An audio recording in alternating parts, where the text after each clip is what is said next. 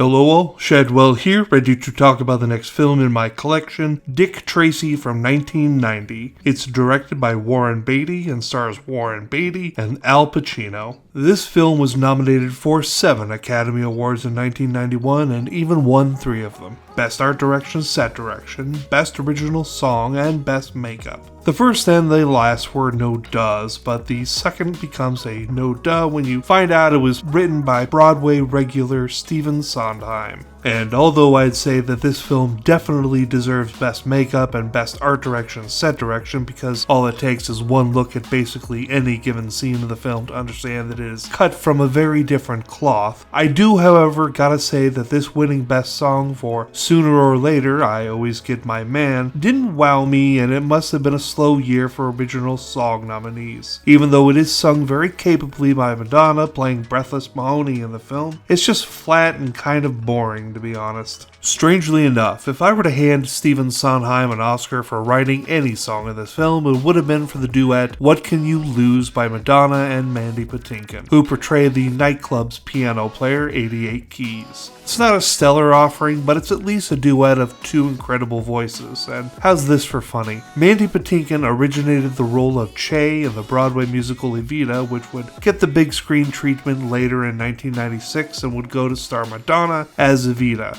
And yet, aside from all that, they are both singing on the same song in this film. Just something cool I noticed as a big fan of Mandy Patinkin and a fairly big fan of the musical Evita. However, and not surprisingly, if I had to choose, it would be the original Broadway incarnation of Evita over the film version. And the color palette needs to be talked about because it is heavy on the blues, yellows, reds, greens, and blacks, which I believe were the colors of the original comic strip of Dick Tracy from back in the day. Watching this film is very cool visually, but that's about it. The story is fairly basic and uninspired unless you consider being inspired by the old school comic that it's based on as bold, which I don't. I get that they were going for a big screen version of the comic in all aspects and they were really able to nail that down, but that is much to the detriment of the plot. Oh, and I would be a terrible person if I forgot to mention that while the songs were written by Stephen Sondheim, the score of the film was written by Danny Elfman, who was just coming off his score for 1989's Batman, which was just as good if not better. Altogether, I gotta give Dick Tracy a C+